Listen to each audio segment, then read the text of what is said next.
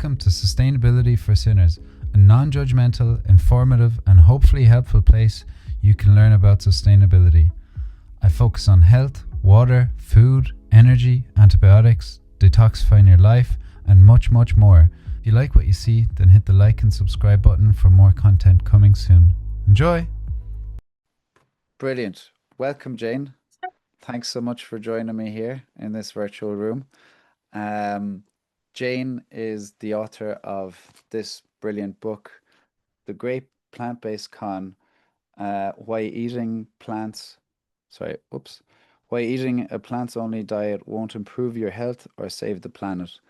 It's full of post-its and everything and notes. I feel it's the absolute truth, and I've read it and find it so balanced, and I feel like everyone needs to read it.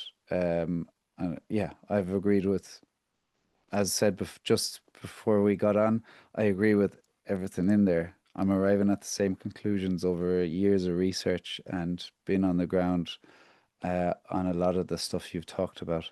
So welcome.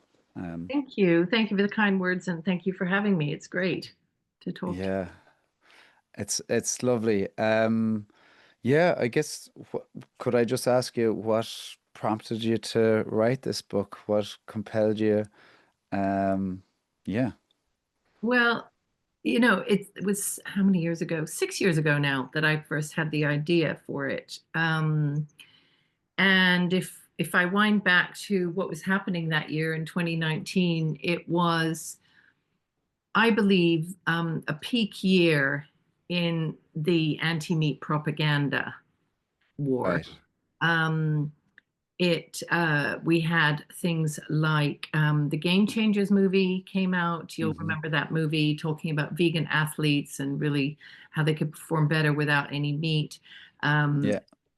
we had an initiative called the uh,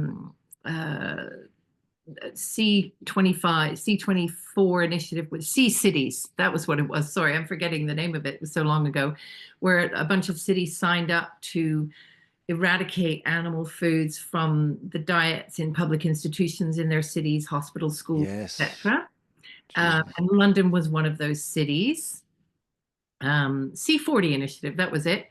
And at the same time, there was a study came out in the Annals of Internal Medicine, or series of studies actually, and they were very well done studies from a highly reputable evidence-based organization, university, and they concluded that all the hysteria around red meat consumption was unwarranted, and that they could not recommend that people stop eating it or reduce eating their consumption.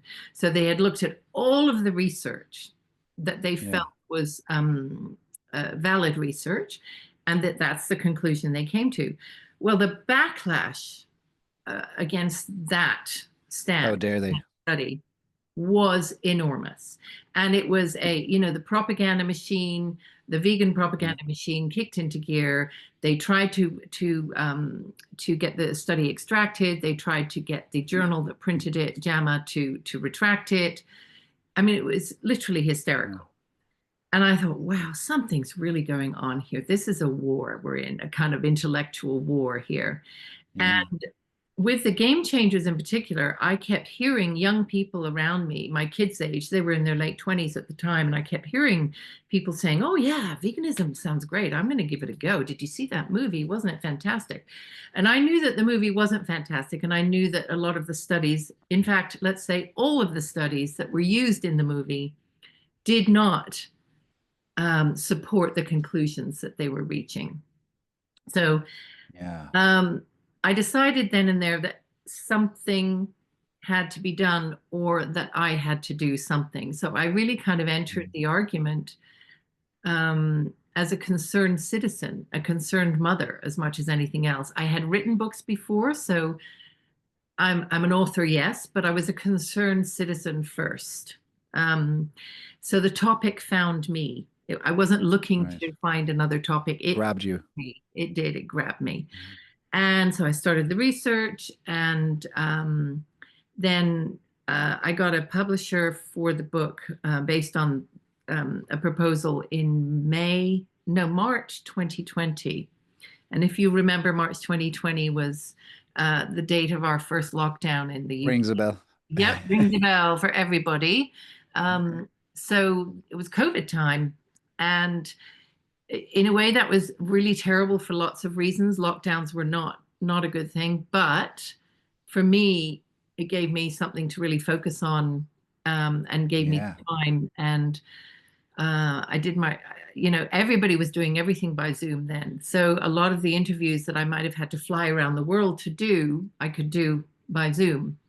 And so I got a lot perfect. more interviews done than I might have done. So anyway, that was the story of it. And I didn't really think about what the impact might be, although some of my friends and family were concerned that I was putting myself and my opinions on the line for Hmm. what? In such a Yeah, really difficult topic. People were afraid of the topic. You know, yeah, yeah, yeah, yeah, it had become so heated and it had almost become sacrilege to talk about meat as good and yeah. plant-based diets as possibly not optimal. So um, Yeah. people were afraid for me, but I did it anyway, and things didn't turn out to be as terrifying as I had maybe been warned about. Good on you, Jane. Hmm. Really. I love it. Well done for being that courageous to speak up against. Well, the plants are non-offensive or they're Hmm. portrayed that way. So Hmm. it's like what Hmm. what would plants ever do? But Yeah. as you get into in the book, there's a lot of issues there. Yeah, I mean, speaking up against the common narrative in any shape or form is daunting. But I do think people are waking up a lot to the financial motivations behind all of this stuff. Hmm. One of the things that I had realized as well, the penny dropped when I think you were talking about the food pyramid, that there was too much grain on it. So this plant-based con was already going on way before the vegan movement started, and plant-based was encouraged Yeah. that way. And it all leads back to money, Hmm. essentially, money and control Hmm. of food systems. But the penny only dropped when you talked about the food pyramid. I'm like, oh yeah, this is not a new phenomenon. It's only under the guise now of veganism, plant-based, That's right. saving from climate change, um, animal welfare, and I love the conclusions you drew as well about if you advocate for plant-based and ruminants are the bad guys, sheep and cattle, then Hmm. what do you go towards? Do you call them white meat? Is it white meat? But Yeah, red, the chicken, you mean? yeah, Yeah. yeah, I just made a post on Instagram about it, but that it actually draws people towards the most commonly factory farmed animals there are.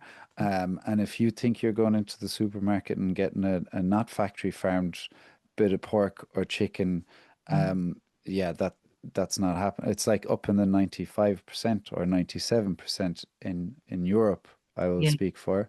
So so the big picture is you think that the plant-based movement is reducing animal welfare issues, but it's Yeah. actually increasing them.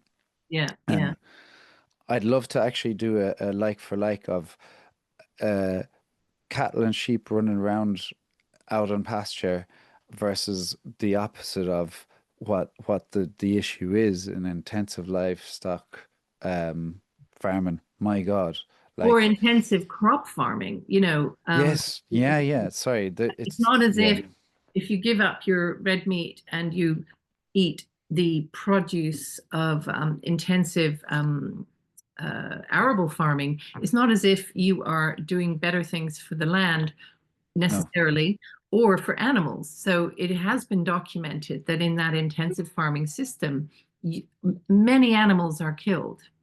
They're Yeah. killed through very diverse means. It's because we clear habitats, we get rid of them before we plant, we use pesticides and fertilizers and things which destroy their habitat, destroy them, destroy the birds, destroy the Yeah. insects. Um, Yeah. and the number of mice killed, for instance, for our wheat is Yes. unbelievable. And in fact, there was a study by Steve Davis done in 2005, and there have been a couple done since, that showed that actually, if you want to minimize the number of animal deaths, the volume of it, you Mm. you really are better off eating an omnivore diet than a vegan diet. Right. Yeah. So, um, yeah, that was And always in the back of my mind that there are always unintended consequences for every action that humans think they're taking for a very good reason, very valid reason.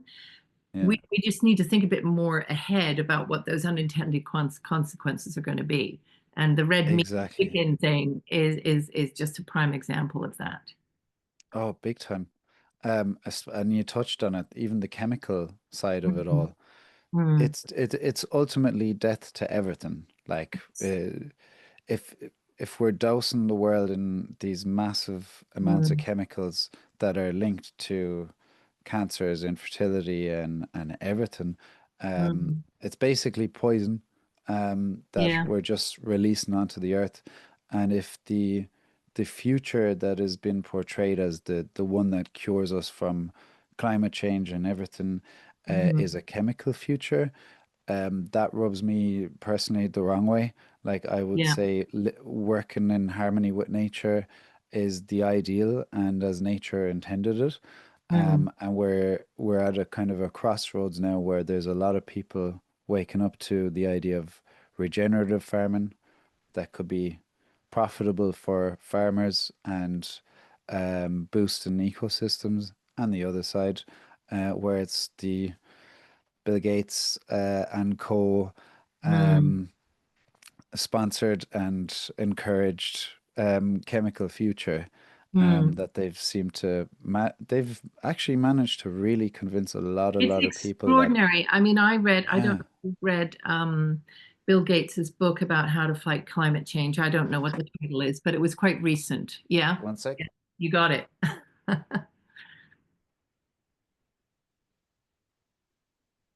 I picked I picked Okay. this I picked this thing apart. Yes. Like, Yep, me look at too. Me this. too. Yep. This is Lovely. how like I'm there's impressed. many Impressed. Um, I, I bet you God. one of those post-it notes will be at the point in the book where he talks about increasing our use of chemical fertilizers and pesticides and what a great boon that will be for the world. Why would that be? Yeah. Yeah. Yeah, yeah. Um, so Oh, it's yeah, extraordinary the hold that this man has and people like him, and it's the money that's done it. And yeah. when people say to me, oh, do you believe in conspiracy theories? If I talk about, for instance, the money that is behind the vegan movement or behind certain Mm, the push for certain types of farming, you don't need to be a conspiracy theorist. There is no conspiracy, it's just money. to line money, yeah. Money greases the wheels and makes everything look like a conspiracy when it's in fact the truth of what's going on. And it's Yeah, motivation. And even the British Medical Journal is waking up to that in some way because they recently published a commentary piece about how inappropriate it is that we have fast food companies, processed food companies, sugary drinks companies, etc., yeah, on the committee that determines our food guidelines. yeah. So well done, British Medical Journal, for waking up to that about 40 years too late, The but fox well is in the done. hen house. Well Yeah, done. Yeah, yeah, yeah, yeah. yeah, yeah. It's just money. Yeah, It's the root of everything. And yeah, that's if we could all just be attuned to that and be therefore more critical, more skeptical, thinking for ourselves about the advice we take and the food we eat and the food we absolutely. purchase, then I think, that would be a step forward. On your point on the conspiracy side of things, Stacey Malkin, I interviewed her Mm. earlier. Um, she was the founder of the US Right to Know, and Okay. she exposes the agrochemical industry's tactics, the corporate Yeah. playbook they have, Yeah. and all the things, the smear campaigns. If you speak up, they're going to go after you and discredit you, say, and then follow in the money of literally every single part of it. And you go, it's complete business. That's not a conspiracy theory. That's Mm-hmm. just absolute business. And, Mm. there are some wild conspiracies out there that I don't see are too close to reality, Yeah. but there's financial conspiracies, I guess, or whatever you want to call it, that are just spot on, and we should Mm. realize that they are there. Mm. And I would put it to anyone, like, if you're concerned with how the world is now and you don't think that these conspiracies are happening or whatever aligned financial interests, well, just look at how everything is going. Like Mm. if these powers weren't so powerful and rolling things out and manipulating Mm. us and everything, then we wouldn't be in the spot of bother that we are on Mm-hmm. all fronts. Yes. So I'm delighted you, what all the research that I've been doing, I showed you earlier. You had Mm. the say I underlined the references in the back of the people that you were looking at. Yeah. All doctors and scientists and Yeah. all reasonable people that were able to step away from the noise and to just look at it independently. Sometimes at great cost to themselves, I would say, though. Yes. Yeah. Um, so I tell the story in the book of Dr. Gary Fetke, who is in Tasmania. He was the orthopedic surgeon. You'll probably recall, you probably know his work anyway. Um, he was the orthopedic surgeon who began to speak up about the fact that we should not be feeding diabetic patients sugary foods, carbohydrate based diets while in hospital Yeah. or at all. Yes. And the reason he came to this conclusion, he was very sick of doing diabetic amputations. So he started to look into what was causing the diabetes. He realized that carbohydrate overload was a very, very big factor. So he started to speak out. Well, he became the focus of an attack, a coordinated attack by cereal companies combined with a very powerful church over in Australia called the Seventh day Adventist Church. Combined forces tried to get him his medical license revoked. And he spent 4 years in this purgatory fighting for his point of view and for his right to Yeah. make a living. The same thing happened to a doctor who happens to also be Australian, I think, Marianne Damasi. She began speaking out about the ultra processed food cereal dominance of Hmm. our diets and how bad that was for us. She spoke out about statin use as well. She became the subject of a very powerful campaign. And all of this is documented in Freedom of Information request emails. Okay. So Yeah. again, it's not a conspiracy theory, it's a thing, Yeah. it's a real thing. Exactly. She was also persecuted and lost her right to practice in certain and had to reshape her career entirely.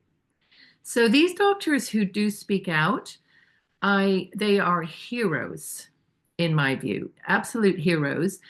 Sometimes they come out on top, um, and they win the right again to speak and to and Professor Tim Noakes, I forgot about him. He's in South Africa. The very same thing happened to him.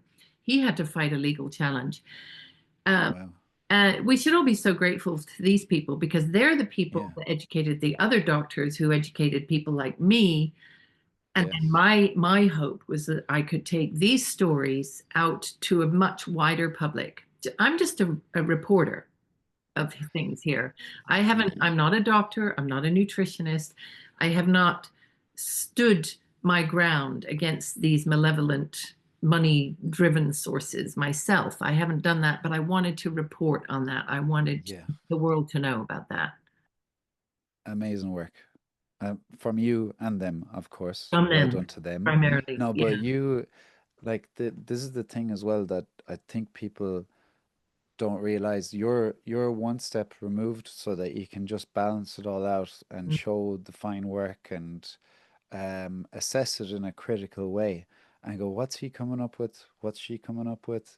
Okay, I like for nutrition, I think it's so spot on because you really just do this, checking it all out and in the best way possible. And anyone that I was vegetarian for 20 years, Jane. Oh, So I hear that so often with people who are talking to me about this. That they, yeah. I don't know why I picked 20 years. It's like um, I was raised vegetarian, so it wasn't really uh-huh. me, if you know what I mean. Like I just got used to that. But uh, thankfully, like I wouldn't have been able to go vegan. Luckily, uh, veganism wasn't, or plant-based foods weren't a thing back then growing up in the west of Ireland. Like Mm. you just wouldn't have been able to. But I think I could have easily fallen into that category, just from animal welfare issues. Consideration. Like Yeah. Lear Keith say, Mm-hmm. she's the 20-year was a vegetarian or vegan. Yeah. But Yeah. when I I think saw she was her vegan at 20-year one thing, stage. Yeah. yeah, and when I saw it, I thought, yeah, okay, she was on the same track I went on Yeah. because it was literally whatever, like watching a Bambi movie that made me go, oh, poor animals. Like I do very much appreciate that they have emotions and the same fears and are they experience the same things a human does. We're all Mm. beings. So Mm. I do very much have animal welfare as a thing I hold very Mm. high. Here. And that's why it gets so confusing because you get drawn into, say, the plant-based thing without realizing the nuance of it and the impacts.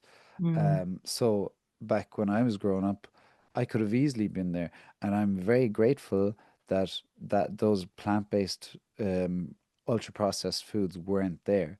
Mm. And now when I was reading your book as a refresher, I said the big things are the B12 Mm-hmm. deficiency and the Mm-hmm. iron. From what I take it, it's kind of the two things that really get impacted by being on a vegan plant-based diet, say. Mm-hmm. And you go into the science of like there's higher fractures of hips That's or right. pelvises and these weakenings and things. And yet only yesterday I walked past three women who were young with with a crutch on their side. And you can say it's anecdotal. You can there could be many issues of why they have it, and I would never ask them personally, but Mm. it does make me wonder what has happened that, and it's not just yesterday that I see them. I see a regular occurrence of this happening. And Mm. then when I was refreshing reading your book, I kind of thought, wow, what's going on with the food that not only could it be hurting you, but it's not making you resilient enough to be strong enough Mm. to carry your own body, maybe. And what So about I'm deeply carrying your concerned. own brain? Carrying your brain and your mental health is another thing. So it's Yeah, indisputable that we have a rise in mental illness, particularly among young people, yeah, all kinds of mental illness, including depression and anxiety. And um, it's also undeniable that the vegan diet is absent of six or seven of the main nutrients in food that you need to feed your brain and to feed your brain neurotransmitters. Okay, and the yes, serotonin and the dopamine that we hear about. So things like EPA and DHA, which are fatty acids, which come from primarily from animal foods, but primarily from fish, fatty fish. that's the omega-3, isn't it? Yes, Yeah. yes. EPA and the DHA are the key fatty acids for the brain, which come from that. Hmm. Um, as you say, iron, zinc, iodine. Iodine is from primarily from seafood as well, and Okay. that is essential as well. And B12, as you've Right. mentioned. So to me, it's not a surprise that we see a rise in these plant-based diets and a rise in these mental conditions. Yeah. And in fact, those who come to that conclusion and try to fix their mental conditions often do so by going completely carnivore. And The other extreme. the other extreme, but that works for them though, because it is giving them what their brain needed. So people can cure Yes. bipolar disorder um, Yeah. by going carnivore, right? Wow. Um, so Bipolar, I didn't even realize bipolar would have been one of the possible issues. yeah, Wow. yeah. So Wow. it may not. So food for the brain and food for the body, as you were mentioning earlier, um, is absolutely fundamental. And something Yeah. there's a vitamin that people don't think much about, which is also vitamin A. It's not a very popular vitamin to talk about. Nobody talks about vitamin A, but it's so Right. important for our immune function, for our eyesight, as you know. Um, and vitamin A, the best sources of vitamin A are animal foods, and particularly things like eggs. Okay. Um, Yeah. and people think you can get it from carrots, but it's not vitamin A from carrots. It's called beta carotene from carrots. Right. And beta Yeah. carotene needs to be converted to vitamin A. And the conversion rates are extremely low in humans. So if even if you're eating, a whole bowl full of carrots every day, you're probably not getting your vitamin A quota. And Okay. not only that, but 50% of us don't have the ability to convert. So for somebody who is eating a vegan diet or that to count on carrots or other plant foods for vitamin A means they are going to be by definition deficient. Mm. So, and this is true across the board for many, many nutrients. We could go on about protein, and yes, plants do have protein. Some plants do have protein, but they have a lesser form of protein, doesn't have the full amino acid profile. They don't have as much, so you therefore have to eat mountains and mountains, say, of quinoa, That's it. Yeah. literally a kilo of quinoa to get what you could from a piece of steak. That's the bioavailability, right? Bioavailability. Yeah, Yeah. yeah. So it gets sucked up into you very quickly if it's meat or If dairy it's or meat eggs. or dairy or eggs, and Yeah. a lot of it is not absorbed by the body if it's from plant sources. But not only that, Yeah. it's not a complete protein, and proteins need to have all 9 amino acids to work for you Right. as a protein in your body. And if it doesn't have all 9, um, you it's not going to do the job that protein is supposed to do. So I think, yeah. I think you don't even have to eat a lot of animal foods to make this happen. If you eat a little piece of steak or cheese or eggs alongside your plant source of protein, Yeah. the plant protein is better for you because it's mixing in with the amino acids from the meat. That's So it. you don't have to eat a 16-ounce steak every day to get the benefit from this. You can I eat. am trying. Are you? I've So you're becoming fast carnivore, are you? Oh no, no, No. no. Well, I've definitely meat consumption has gone up, but yeah, no, I eat a lot of steak actually, yeah. Yeah. Yeah. But it's like I'd still eat plants as well. Like Yeah. I eat, but in good mix, you know? Hmm. Like Hmm. it's not I what you were touching on there as well, I found really interesting about if you don't have the critical minerals and nutrients Mm. that you gravitate towards supplements. Yeah. And then you're going into another area where, as you were saying, these things, there's no vitamins in isolates in the form in nature. They're cut out of other building blocks, say, Yeah. and then you ingest them. And as you were suggesting, like the the meat, dairy, eggs will help you digest these things because they bind Hmm. together and then you Hmm. can absorb them properly. But if you swallow a load of beta carotene or vitamin C And stuff, then calcium and everything else. yeah, and it'll start grabbing onto other things around it, Hmm. and you may as well be like you're exhausting your body as well if you take too many supplements, Mm, mm, or the wrong supplements. So yeah, it's the supplement game is a dangerous game all unto itself, and I'm sure there's a lot that are not great quality out there as well. absolutely. Yeah. And some So are actively harmful. So that's it. calcium, Yeah. they've discovered, can actually harm your heart.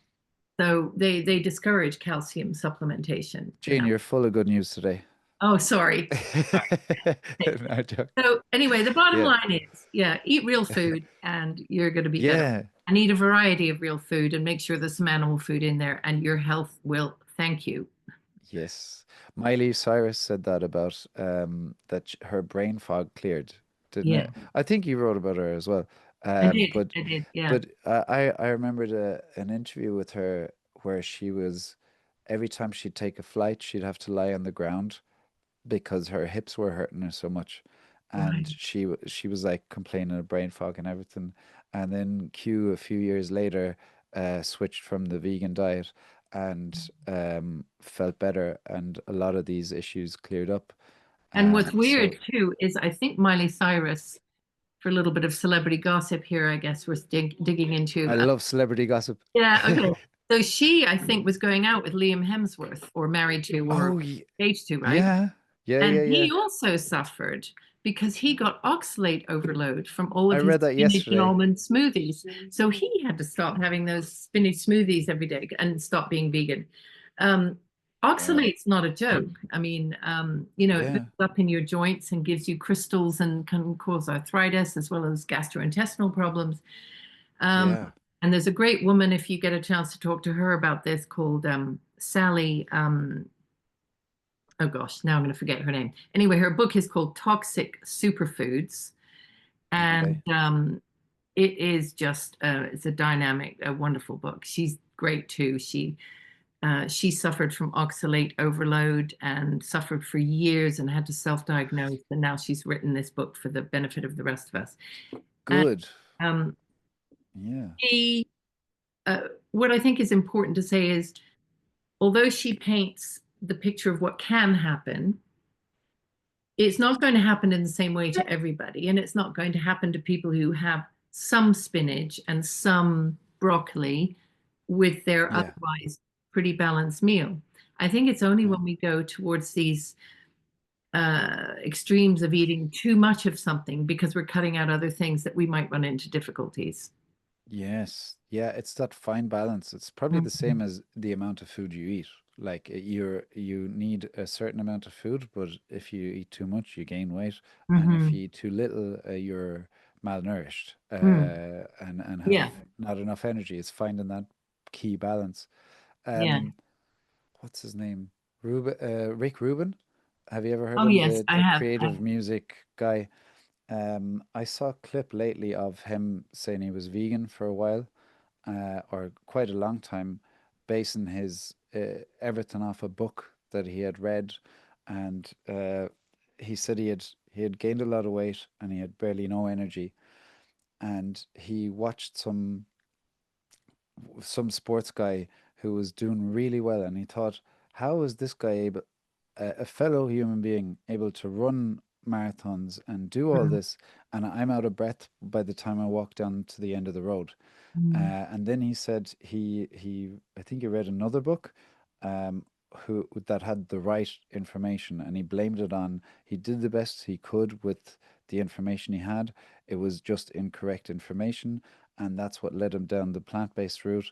And then when he finally had enough dialogue with his doctor about things, he didn't want to eat animal products, Mhm. but he finally loosened up, started eating animal products a bit, and then things started clearing up, and that kind of led him to understand the complexities we're facing right now. That Mhm. yes, the I under I totally understand the sentiment of not wanting to harm animals, all of that, but that there's a huge trade-off to be made for our own health and well-being in the process. Absolutely. Yeah. Humans Um, are animals. Humans are worth it. Humans, yeah, we tend these days to we have an anti-humanist tendency, I think, because um, animal welfare concerns, also because of climate concerns, and because of this idea that we humans, um, everything we do pollutes, it creates carbon yeah, emissions. Now, to a certain extent, of course, that's true, and we humans do have to be cognizant of our impact, our footprint. But when it gets to the extent where you are asking humans to suffer physically and not eat the right foods for their own health in yeah, order to benefit the world, I think that that's where the balance is wrong. We have to have a healthy world, but we have to have a healthy world with healthy humans in it as well. absolutely. Yeah. Um, that you're after touching on something that kind of annoyed me when I was I was doing a refresher of the book yesterday, Hmm. and I started thinking about parents that are giving their children vegan diets Hmm. or being vegan while they're pregnant. And actually, a personal story, a friend of mine was, she's a doctor. She was 20-year vegetarian. And Hmm. while being pregnant, one day she said to her husband, I want meat. And she just craved it. Her body was Right. telling her she needs it. Hmm. And then from from literally overnight, she just started eating meat again because her body must have been telling her you're lacking something or you need this. Hmm. Obviously, cravings happen when you're pregnant, apparently, but she just went, no, that it needs it. So I would Hmm. say listen to your body, whichever way that works out. If you're feeling weak or brain foggy, then Hmm. try add something to the diet. And actually, sorry, I'm gonna do it. I'm gonna do it. What are I you going was to do? I was on uh I was at a wedding over the weekend, and on Hmm. the second day, we went for drinks, Hmm. and there was a someone who I know dearly who was a vegan, is still a vegetarian, but Hmm. she told me about her woes of adopting the vegan diet. She said she ate a lot of replacement cheese. I just have the notes scribbled here, but Oh, okay. again, this is over Yeah. pints, so Yes. I'll Yes. probably butcher it. But she ate a lot of replacement cheese plus loads of supplement foods like corn, Hmm. and nothing was enough. She said she like just felt like the energy was down. Went to a doctor, did the bloods. The iron was down. The B12 was down. She said the iron was at an extremely low level. Wow. Um, and she also had severe acne. She said, like massive lumps on her face Yeah. due to a hormonal imbalance. The doctor said you need to take supplements. 1 week after taking supplements, earmuffs for anyone who's not able to speak about period. But she took the supplements for, and 1 week after, she had a period, and that was then ongoing for 2 to 3 months of a continuous period Hmm. or spotting, as she called it. So she was basically constantly bleeding, Hmm. and had taken iron for it before, but 2 to 3 months of that, came back to the doctor and she was crying because she felt so low. Hmm. She did the bloods again, and the doctor just said, "Do you have to be a vegan? Like, Could could you you not maybe just eat please something? could you Yeah. not just please eat eggs or something with long Yeah. chain amino acids in them?" Yeah. Yeah. And she said, "Okay," and then felt good. Pretty. She has no timeline for it, but she said she felt good very quickly after. So it was just very Okay. clearly lacking Yeah. stuff Good that for she the wasn't doctor getting for for. finally saying, could you just eat a few Yeah. foods? And she was very patient about it. Um, And the doctor, I mean, she Right. gently said, "Would you not consider at least a vegetarian diet to get what you're not getting?" But this Mm, is the danger of being fallen for this whole um thing of like they're playing with your heartstrings, you know? mm, And mm. it's not out of badness. I understand why people get into it, like Rick Rubin and Yeah, this lady. Um, but she said if she had known more, she wouldn't have gone down the vegan route. She's yeah, still a vegetarian and maintains that she can have a good enough healthy balance of everything on that. But again, there's also restrictions. It all depends on how your body responds to yeah. what you're ingesting and what Does you can she, get out just of out it. of interest, does she eat fish? Is she a fish, No, no, no. vegetarian? Would you advise taking fish capsules or something? Well, the problem is fish capsules have not been shown to work in the omega-3 fish oils Yeah. haven't been shown to work that well in isolation. I think it's Okay. understood that those essential fatty acids are best obtained from fatty fish. So if you can eat a bit of mackerel once a week, or some fatty Uh, salmon or something, you're yeah. going to get a lot more. And wild, because wild has more omega-3 than farmed. So a little bit of Yeah. that put into the diet is going to do you more good than. Very good. But I also think that What? these vitamins are. So your friend is describing some acute health issues that she was Mm, experiencing that had to be resolved by adding certain foods in. We then need to think about, okay, the chronic health issues that we're seeing in people, the long term effects, what might have happened to yes. her in the long run. And there is some incredibly good evidence that shows that lack of B vitamins, B6, 9, and 12 in particular, and lack of these omega-3 fatty acids Mm, plays a role in the development of Alzheimer's and other forms of dementia. right. So, Lovely. um, it's worth thinking and telling people about those long-term effects because Yeah. this is the big deal here. We're talking about the long-term health of your brain, um, Yes. and long-term quality of life. And Mm, we are seeing much earlier and more frequent diagnoses of Alzheimer's in our society, and it could great. well be that we have a massive depletion and deficiency in those B vitamins and the omega threes. Um, Wow. so everywhere you turn, What? it seems you know there's an animal food which is the source, which is the key to a solution Yeah. to a Yeah. health. Yeah. It Which seems, is a very hard thing to, that's a yeah. bitter pill to swallow for Mm. a lot of people, especially if Mhm. they're like, no, it can't be. There has to be another way. Yeah, That's kind of a hard truth that, like your friend Leah Keith, yeah. you know, that must have been a hard awakening, because I think she had long-term damage. She did. Um, She has spinal damage. Yeah, that never yes. goes away. She's So not so been this without is pain, really. yeah, this is going back to the hips. Yeah. The young ladies with the Mm. thing, and I think the B12 deficiency can deplete over 5 years, Yeah. isn't it? You have the storage, so whatever you feel going on the vegan diet at the start, you might be eliminating a lot of Yeah. other bad processed foods and you might feel good, but it's over time that you don't, it sneaks up on you that, Mm. oh, okay, 5 years long of no B12 supplementation or not supplementation in your diet, then Yeah. it'll sneak up on you.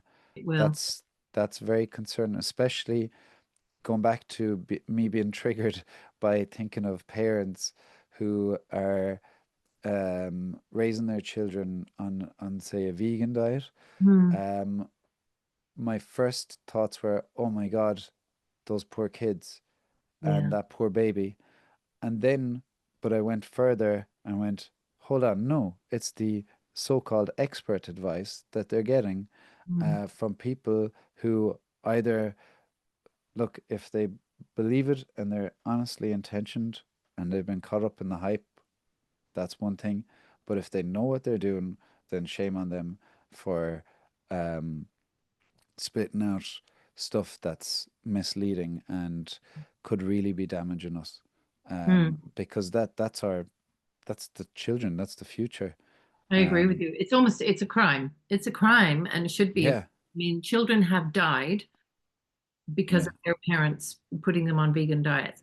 It's interesting to note that while the American and the British dietetic societies, who sort of speak for dietitians in our right. countries, Yep, they say vegan and vegetarian diets are perfectly healthy at every age, even for children or pregnant women. Most of the European societies and European pediatric societies disagree. They say it is not healthy. They do not yeah, recommend vegan and vegetarian diets for pregnant women and babies and children. So I okay. think we have a bit of an issue in America and, say, the UK, where doctors are afraid to go against that advice for fear of causing offense. They Hmm. don't want to offend someone who's chosen a vegetarian diet. So they put Yes, they support what those dietetics organizations are saying.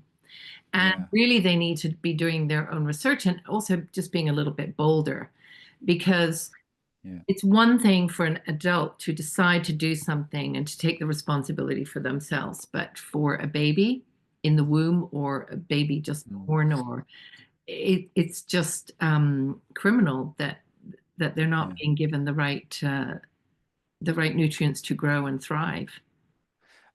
Big time. And you see, if those parents are doing it because they're convinced that, well, they've read it on the whatever WHO or one of the That's right. big institutions that should be trustworthy, Mm, then it's I would say it's more so on the experts that are doing it than the actual people who are well intentioned and think they're yes. giving their children a good life with this, or sorry, but their dogs. You know, like this Yeah. stuff is going down to um, animals now. It's Yeah, getting I into know. pet food, and that scares the Vegetarian dogs. bejesus out of me too. Yeah. Yeah, like okay, so I had an instance 3 days ago. My dog has never ever gone up on the table Mm, and taken any food off my plate. She's really like she adorably obedient. mm. Um, and the last day I was upstairs, called the dog, no dog. What the hell's she at?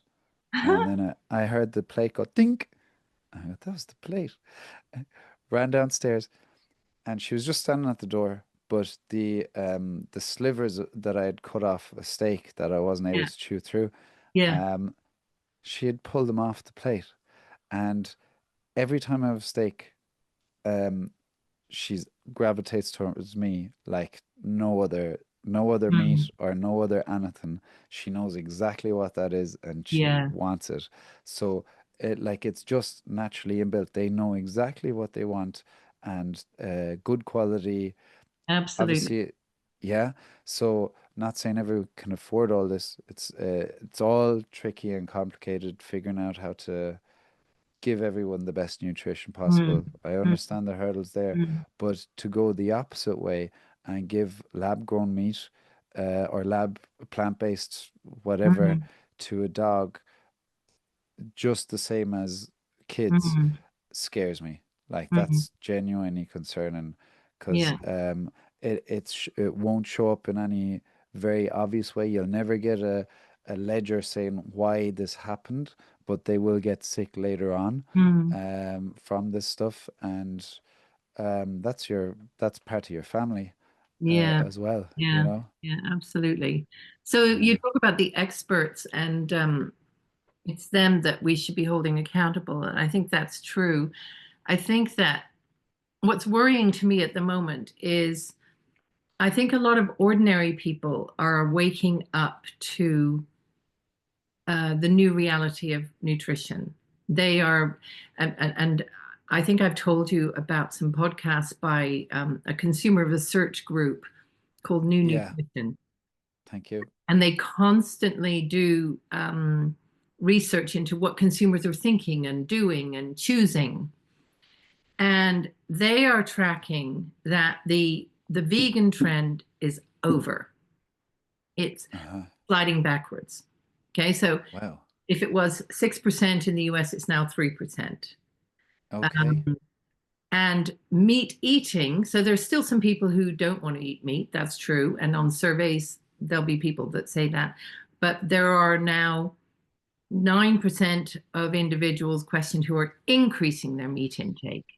And certainly, I think it was something like 70, no, 80% of people think that meat needs to be part of a healthy diet. Okay. Yes. So this would all suggest that the consumer is doing a lot of research. Research is easier to do than ever. You don't have, Hmm. there are very good influencers available on Twitter and on Instagram, and not just junk talkers, but nutritionists and doctors and Yes. scientists who post studies that you can understand. Free advice. Free advice, and they are telling us that everything we've been told about meat being bad for you, saturated fat being bad for you, you need Yeah. to, cut your fat and eat only plants. They're learning that this is wrong. Yeah. So they're moving in one direction. The average person who's reading this stuff, our public policy and our politicians are stuck in this rut. They're Mm. stuck in this rut of we've got to get people to cut down on their meat. We've got to get them Yeah. to eat more plants. We've got to get grains up. So they've got The this. planet is in jeopardy otherwise. Yeah. Absolutely. So it's partly the planet's in jeopardy, but they're also still stuck in this health connection. They're still Yeah. propagating the false fake news about saturated fat being bad for you or meat causing cancer. It's so the difference between the average person who seems to be learning and also has an instinct for what makes them feel good. Jane, sorry, you broke up there. Did I? Um, Okay. Where did yeah, I break up? the saturated fat. They're still stuck in the So saturated there's fat as the yeah, they're false fake still news. stuck in the world where they think saturated fat is bad for us, that meat causes cancer, that we need more grains. Yeah. Um, Whereas the average person seems to be taking more information on board, respecting the Mm. nuance, and understanding what really makes them feel healthy and what is Yeah. helping them to lose weight, for instance, if they need to lose weight. They are coming to those conclusions almost despite what the authorities are telling us. And I do Yes. worry that public policy will become so out of touch with what ordinary people are finding and believing and doing. Um, and I don't know what the impact of that. So, on one hand, I'm positive because I think that people have woken up and they are checking more information and they're better informed about diet. On the other hand, if our politicians are moving in this direction anyway, we're going to be facing that constant battle.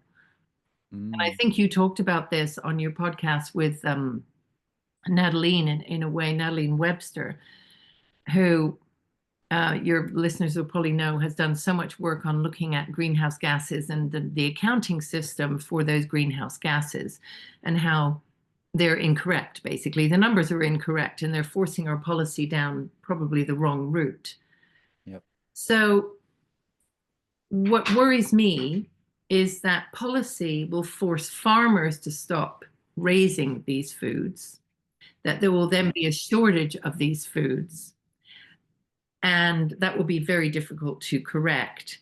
Meanwhile, people want them and need them, but we won't have access to them. That's the Yeah. danger that is represented in the next decade, I think. Food insecurity Food and insecurity of the malnourishment. right foods, animal Yeah. foods. Yeah. Yeah. And the other thing, what I keep thinking of is just say if you're adamant on the plant-based move, what if Hmm. you're wrong? Just what if you're wrong? What if Just you're wrong? put that question out there. Just say if you, Alan Savory is Mhm. famous in the vegan and plant-based world as Mhm. being the evil guy who killed The 40,000 elephant. elephants. Mhm. He regrets that.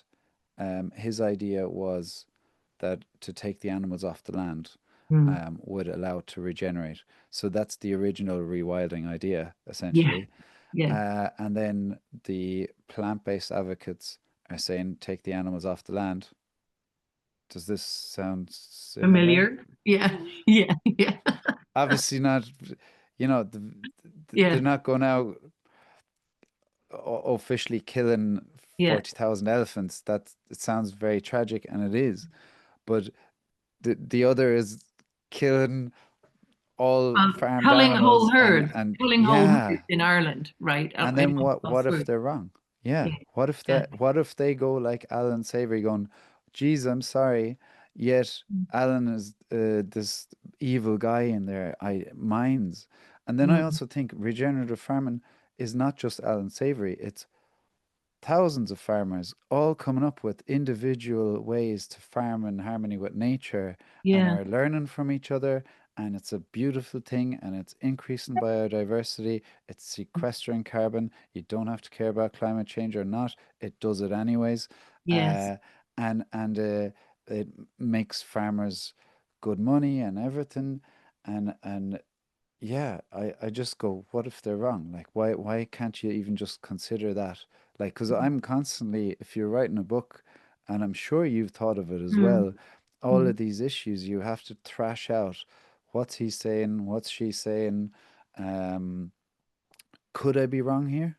And then Mm. you pick at it so much that you go, okay, now I'm pretty damn certain that I'm reaching a reasonable conclusion on this, Mhm. that's realistic and not just my ego or pride or wishful thinking.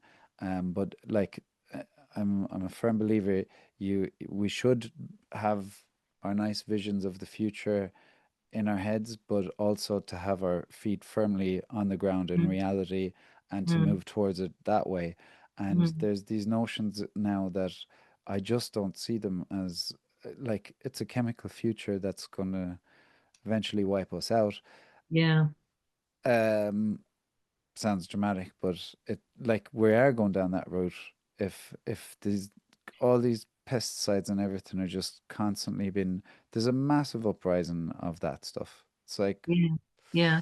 And actually, what our current government in the UK is doing or has done in the past 6 months has just made that likelihood so much worse, so much more probable yeah, because um, they have withdrawn first with the punishment of farmers with the inheritance tax bill that we had I'm watching it.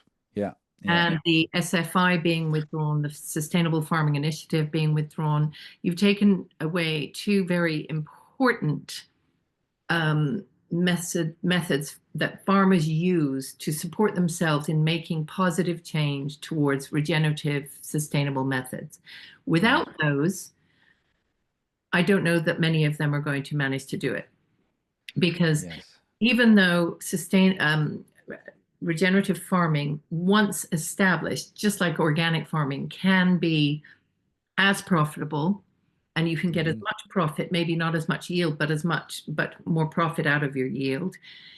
That sometimes takes years. It sometimes takes yeah, 3 years. The Rothamsted Institute has phase, discovered that it's a 3-year phasing in. They need support during that time. They need yeah, subsidy. They need special grants. yeah, If you withdraw that and punish them, um, and they are dealing with, therefore, the lack of cash for those initiatives, what are they going to do? They're going to stop those initiatives. They're going to put all mm, their energies into simply surviving and into doing the yep, thing that pays the most amount of money. So two yep, things will happen. They will go the easier route with the, everyday farming that we're used to, the also around chemically based farming that produces a lot of yield and they can sell those products cheaply to the mass yeah, producers. And that will all get pumped into ultra processed foods, hunky dory. The other thing that they might do is rewild because they'll get mm, paid more for that. Just simple rewilding and turning yeah, their land or turning their land over to solar panels or any other form of renewable energy, that will give them a cash influx.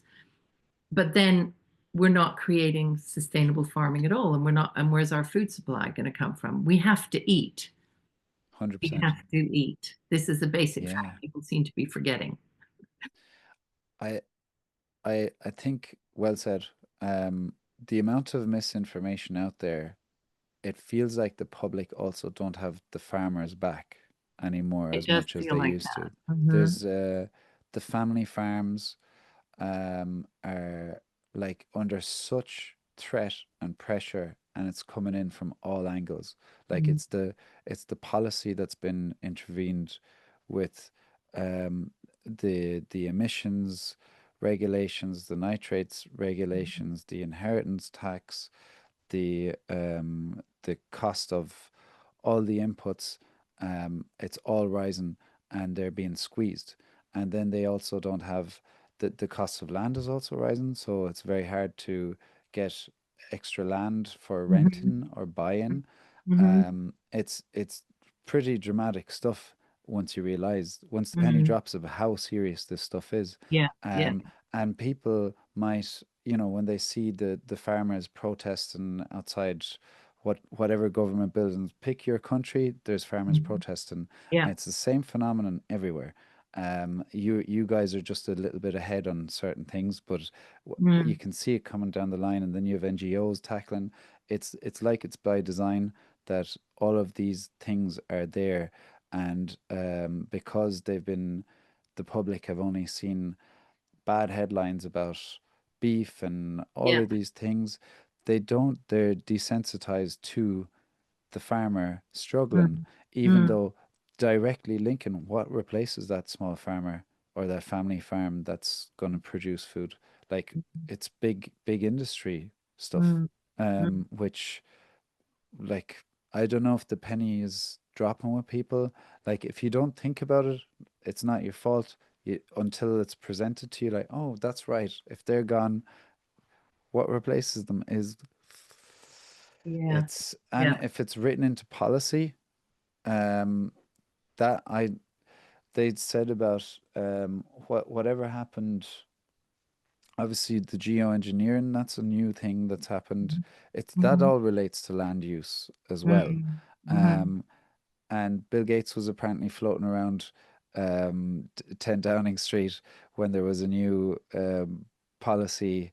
I think it was last year. I can't remember what it was for, Mm. but it impacted farmers pretty heavily. And Mm. you just see how much the powers that be are trying to influence our your daily life. Mm. And if the business concept is there, and if you're indoctrinating people in schools and everything, Mm. it's Mm. coming at you from all sides. And yeah, I don't know. And I once don't they're know what. gone, they're gone. Once these small farmers are gone, Yes, they're gone. And once that land yeah, is turned over to something else, it's very hard to get it back. Um, yeah, so it's yeah, worth, yeah, I think if people can, I encourage people to obviously, we all have to support whatever farmers are local to us and yeah, support them by eating their produce and but also supporting them when they march and support them in petitions. yeah. Um, I think also if we can uh, use our protest to fight the turning over of prime farmland to renewable energy. I'm a big critic of that. I don't Yeah, think that we should be putting solar panels on our prime farmland. yeah. Again, once they're up there, we won't be able to change it. They're 30-year contracts. Yeah, and Yeah, also at least. those Yeah, panels, what do you do with them?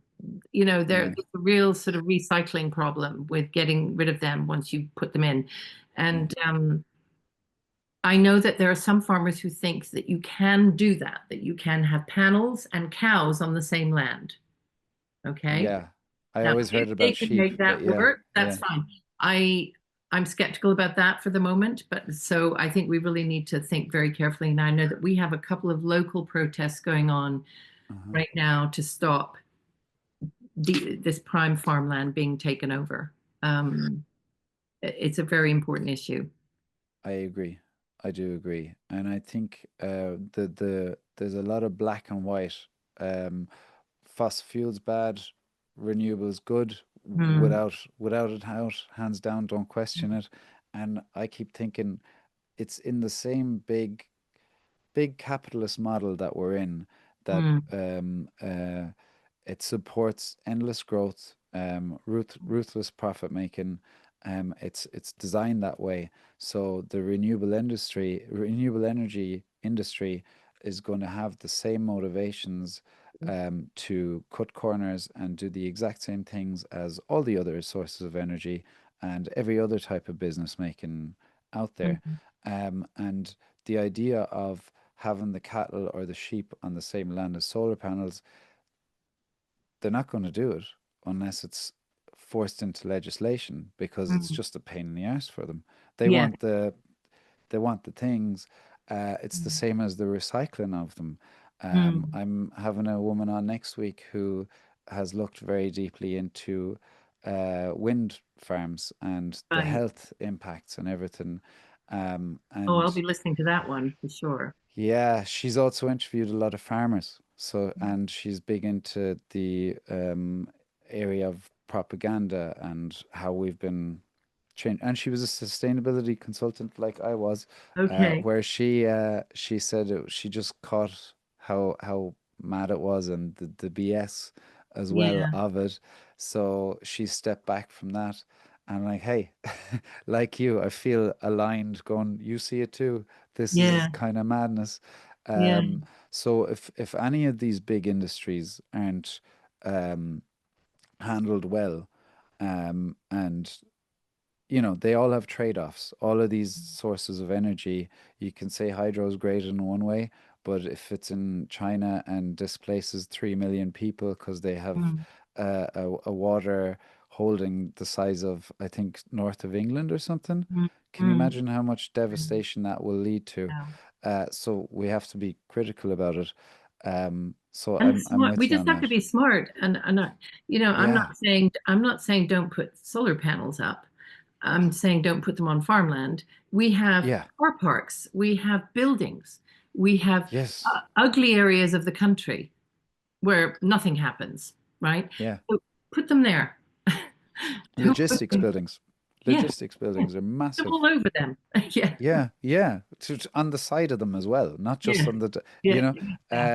yeah. It's that I agree. A sensible land use policy is what we need to Mm, to stop it from the get-go, I think. mm, I know, mm. I know that's complicated, and I've yet to see a sensible land use policy that I will Yeah. fully stand by, but to just stop it from even it's constantly edging everywhere. There's the Mm, big industry trying to unravel everything.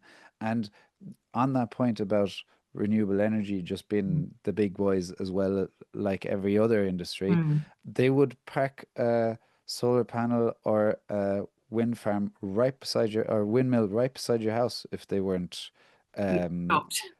stopped. Yeah, they would. Yeah, Like yeah, yeah. don't and I would also say, if you're going to have renewable energy in your area, make it work for your community.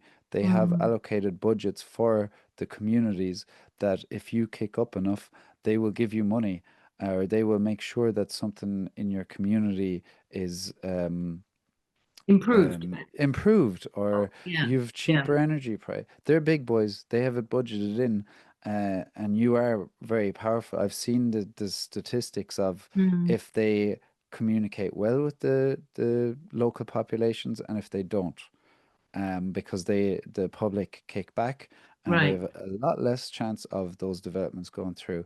So Yeah, the power is in the people's hands. They just have to organize yeah, themselves. yeah. Um, and yeah, it's not all black and white. No. So we're not painting a Yeah. very nice picture for your listeners, so are we? We're not painting a very positive picture here of the Um, future of food regenerative farming is amazing. way, And way.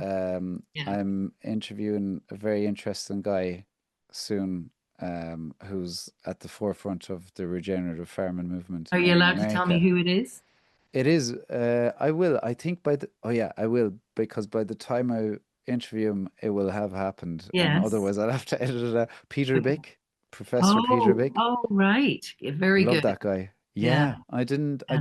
think I don't know why I didn't assume that I'd be able to talk to him too quickly, but lovely guy, and Wants he's to just spread the hitting the word. right. Yeah, he Yeah, wants to spread the but word.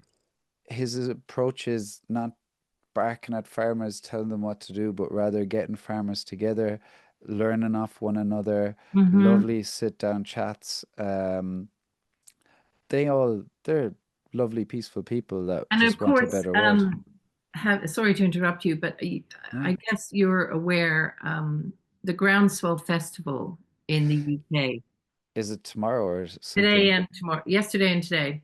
Now, unfortunately, I go every year. This year I didn't go because I just got back from traveling and I just couldn't organize myself to get there. But that is also a community where everybody who's interested, thousands and thousands of people turn up and they talk about regenerative farming. They exchange ideas. Farmers are learning. They're positive about what they can do. This Love year it. I saw, and I'm kicking myself for not being there. They had Gabe Brown there from America, who's Ah, yeah, famous, you know, yeah. original regen ag guy. The OG. Yeah, Yeah, and yeah. he would be, he's been talking, and I will watch that online when it comes out. But that's a very positive thing. It's Yeah, antidote to government policy, to be honest.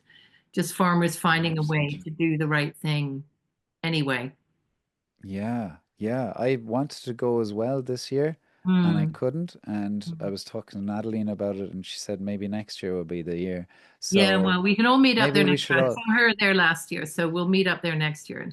That'd be deadly. Yeah, Yeah, yeah. She was talking about there's like the glamping area or a camping area that yeah, sounds like really fun. She said she didn't stay there, but it would have been a lot of fun too. yeah, yeah, So yeah. um yeah, that sounds like a really fun place to I just love the idea of we can get through all these things. There's just Mm, maybe a lack of imagination and we're being fed kind of what the mainstream news and big businesses trying mm, to force us down different avenues. But mm, the whole idea that there are great concepts out there of how we could make our world more sustainable, mm, where we all are happier, healthier, and less conflict. They're out there. It's just we have to kind of unplug from this madness that's kind of coming at us. yeah. And there's a load of people out there really that are doing amazing things. It's Yeah, just I kind think of, the key is worldwide population skepticism. yes, Skepticism is a great thing. yeah, Skepticism allows you to question what you're reading in the newspaper, which was probably written by a 15-year-old who had to write 5 articles that day and therefore base them entirely on press releases. It allows you um, to question what government policy is doing, why, what's behind it, what's the monetary reason behind it. It allows you to yeah, question health policy. You need to be a skeptic at everything. And yeah, people think that being a skeptic means you're negative. No, being a skeptic is a basis for making positive change, I think. yes, 100%. Yeah, And absolutely. there are bad actors out there.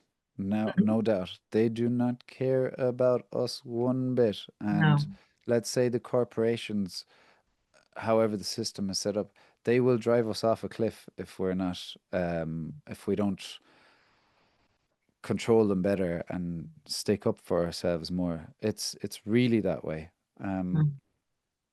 Damn, I was going to say something else there. Damn. Oh, into the line on that Am thought. I? Yeah, yeah, yeah. But yeah, yeah. No, there's a lot of great stuff happening, and Yeah. what I would say, like there's in people's heads right now is where is this world at? Are we coming to a sudden stop to everything if this conflict keeps rising, World War III, etc.? And I keep thinking, well, um, the climate change issue, I think, is, as I quoted Michael Mann before, you actually had him in your I references did. as well. Yeah, yeah, yeah. Yeah, he wrote the New Climate War. I think is a really good book. It's balanced, at Right. least. Okay. Not that I Yeah. agree with absolutely everything, but I will Yeah. say it's pretty damn good at weighing everything up. Right. Um, but he says that there's a complete overkill or over fear on climate change, Mhm. and that all the literature out there, the documentaries and everything, mostly take the worst case scenarios, and they Yeah. also go off, say, the methane bomb, the Arctic methane bomb that Mm. could explode anytime, and then all of a sudden all of the Earth is underwater or whatever. But he's saying that there's no scientific evidence for it.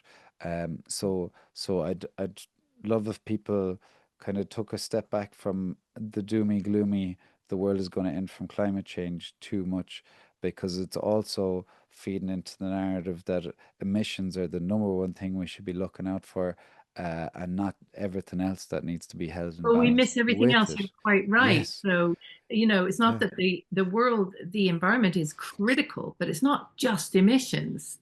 It's Yeah, soil there's health. Let's everything. be a little bit worried about soil health, right? Yes. Let's Yeah. be worried about biodiversity a bit more, about our green Yeah. spaces, about pollution, plastic pollution Yeah. in the oceans, all of that.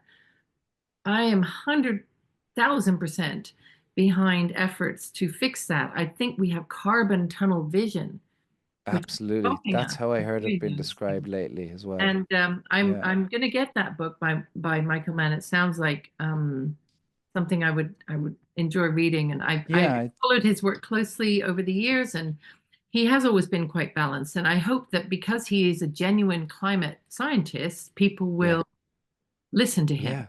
Yeah, exactly. And Yeah. but even his voice is kind of dampened down, you know? Mm, Like the 51% emissions of agriculture, that mm, lingers, and you said it lingers even in policy. But yeah. if I had an interview with Stephanie Arendt, who is called Dairy Girl Diaries Oh, online, I saw that and interview. I'm going to look at that. Yeah. oh yeah, and her there's NGOs trying to like shut down a group of family farms in her Yeah. area, Yeah. and like when the posts that were related to it, I made clips of, and straight away the bot thing, the what about the methane emissions? What about the so Mm, it might not be out in the open anymore with 51% emissions on cattle, mm. um, but it's still in the comment section. So, It is. so It if is. you're unsuspecting, you go, oh, you're still reading it. You're still getting updated by these automatic responses of bots. Yeah, that's right. That's right. Like, There's so, there's a funny situation I encountered last year. I was traveling with a large group of people, and there were some under 30s in the group. And we were at lunch one day, and they were talking about climate change and emissions. And I said, "Can I just ask you a question? What percentage of our greenhouse gas emissions do you think come from cows?" And they yeah, all gave me numbers like 50 and 75 and 85%. higher. No joking. And yeah, and I Jesus. said, well, it's actually the latest report from Gleam puts it at 11%. And they were completely shocked, fell off their chairs, had no idea, Yeah. etc. So we had a really interesting conversation about why it is. And I said, and even if you cut that, you still have to eat. So even if everybody went vegan, you'd still have, Yes. a large part of those emissions. It would save maybe 2% of emissions or something, which is what a study has shown. Um, so they were very convinced. And one of the girls even told her father about it, about how surprised she was. And Yeah. she said, "You've got to read this book." And her father's a friend of mine, and he was recently talking to me, and he said, "But the cows are a problem, aren't they?" So even having heard Yeah. this from his daughter, then she says, "Read the book," and then he still says, "They're a big problem." No, Yeah. they're not Yeah. the big problem. Yeah. It's They're not etched even in. a big problem. They could They're be part of part, this. They are a they're climate part of the solution. solution. Yes. Yeah. Um, Yeah. it's extremely hard to shift people's perspectives and points of view. Mm. And that's with interested, smart people, you know. Yeah, exactly. So yeah, see, I was telling, can't remember who I was telling on an interview, but I was on a hike with two friends in the Alps in Germany, Mm. and I used to live there for years, and my dad's German. But he had a PhD, very smart guy, Mm. and he was telling me about that he was reading the Bill Gates book, Oh, and he couldn't see through it. So I mean, like the so mm. it's almost it's got nothing to do with Brains. intelligence Nope. necessarily. It's yeah, It's and willingness to question a system, and its willingness um, to stand out from the mainstream crowd and mainstream thinking. There's something about some personalities, and I do fear that it's most personalities, in fact, that does not allow them to be comfortable challenging, the majority. yeah, they might get in trouble for it, You might or get in trouble, but also how could yeah, that be? Because to yeah. challenge it, you have to think either that people don't know what they're talking about or that they're doing something on purpose. Yes, they're suspicious of you, Jane Buxton. What are Yes. you up to? What are Yeah, what you am up I? to? Yeah. Are you trying to sell us steak? Are you trying Uh, to, is oh that, yeah, well, I have been oh, accused of that. I've been accused of trying to turns sell out Jane me. Buxton invested in cows. Yeah. So Yeah, apparently I really, make a yeah. lot of money from the meat industry, apparently. Okay, And well, apparently I sure. make a lot of money from my books. I'm That sorry, ex this is not true. yeah. Anyone who's an author Well, knows this is not true. if you realized how much work has gone into that, you don't do that. Um, they're like there's a lot of information in there, um, that you don't do that ju out of Make just money. willy-nilly kind of. Yeah, that's real passion right there. Mm. Um, and one of the other points I wanted to kind of make was it's not a vegan bashing exercise that we're it's nothing to do with people. I see people as people. They're just choosing a diet right now and they change and all that stuff. Mm. But it's because if the vegan plant-based thing was working, you would leave it alone. You'd go, oh, Yes. off you go, brilliant. Yeah. Everyone, diversity, Hmm. do what you want, live a happy life, don't step on other people's toes, be kind, blah, blah, blah. But it's the fact that the whole thing is jeopardizing our futures and the future health, or the current and future health of humanity and the Mm. environment. So Mm. it's like our toes are being stepped on by this big plant-based movement that is worldwide. Um, Mm. that's it's not you or I picking at vegans. Ha, you're wrong, or ha, Absolutely not. And no, I right? tried to be clear about that when I introduced the book. I don't care how people eat individually, and everybody Yeah, should have the right to choose how they eat. And I think there are some very good reasons why people might think that veganism is the best option. But it's when it yeah, starts to become something that everybody should do, that it, yes, and that we are all told we should do. And then then you have to defend your right to eat differently, but also you have to look out for, as you said, what it's doing to the planet and to general health. If it's not yeah, impacting those things positively, either the planet or people's general health, then there's no justification for a widespread uptake or for promoting a widespread uptake of yeah, the diet. yeah, And it's interesting also, you said this big plant-based movement. The reality is, whether vegans themselves are 3% or 5% of the population doesn't really matter. It's a small group, yeah. it's a very niche group of people. It's not them that are creating this massive movement, No, it's the amplification of that voice yeah, by big business, big ag, politicians who are grappling for a yeah, scapegoat in meeting their net zero targets, right? bingo. It's Bill Gates trying to sell all his Monsanto buddies products throughout Africa, etc. These people are Yes. amplifying what is actually a very small group of people doing their own thing. Yeah. Oh, yeah, Yeah. absolutely. Um, have you ever thought about the financial side of how much money you can make off a monocrop culture compared to extensive farming, say?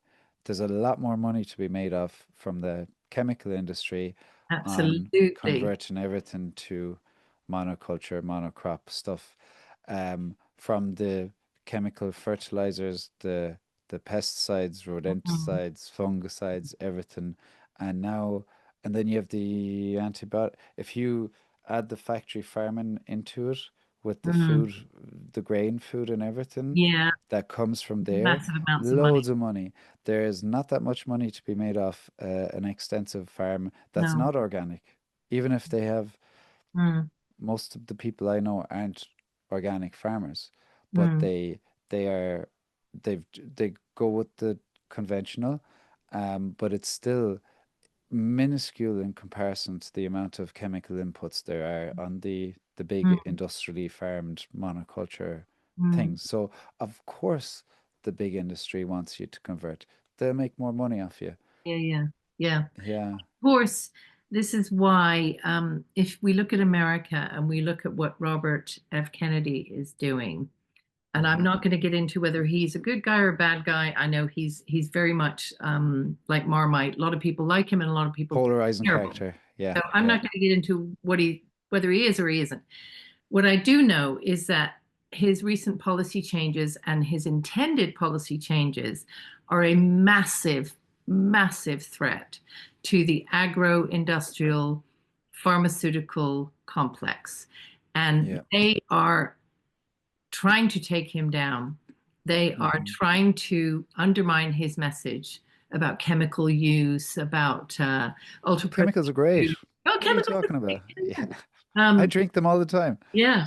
Yeah, So yeah, he's got a really tough job to do because yeah, literally we know that emails are being written, bribes are being made to congressmen, lobbyists are entering Capitol Hill to get rid of him because yeah, he is a massive threat to the profits in those industries. If he yeah, gets chemical use reduced in farming, if he gets um, drug use, unnecessary drug use um, um, reduced in America, those two things alone are going to, threaten those industries. and the knock-on effect is that that reduces money in the biggest industry in the world, which is the healthcare industry. Mm, So mm.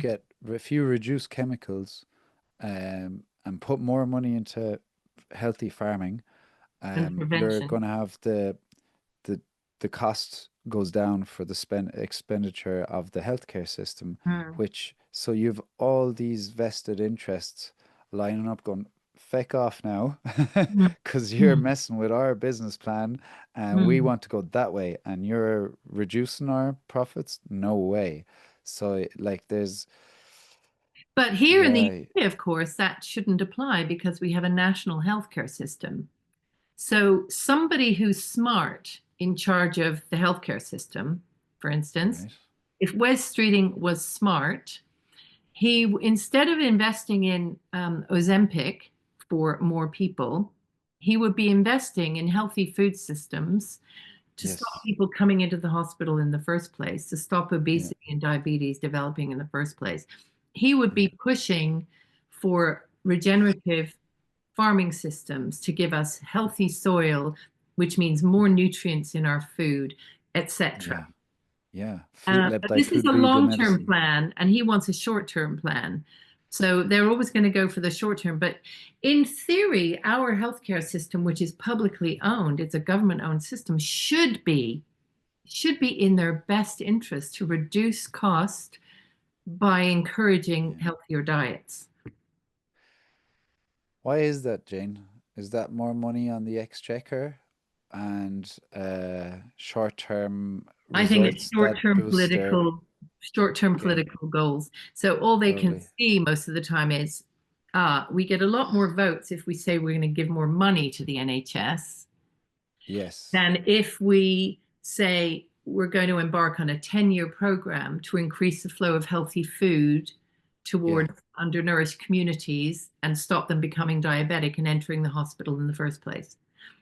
Yeah. They don't get any kudos for doing No, they don't. that. They get what you just said about RFK going up against like you madman.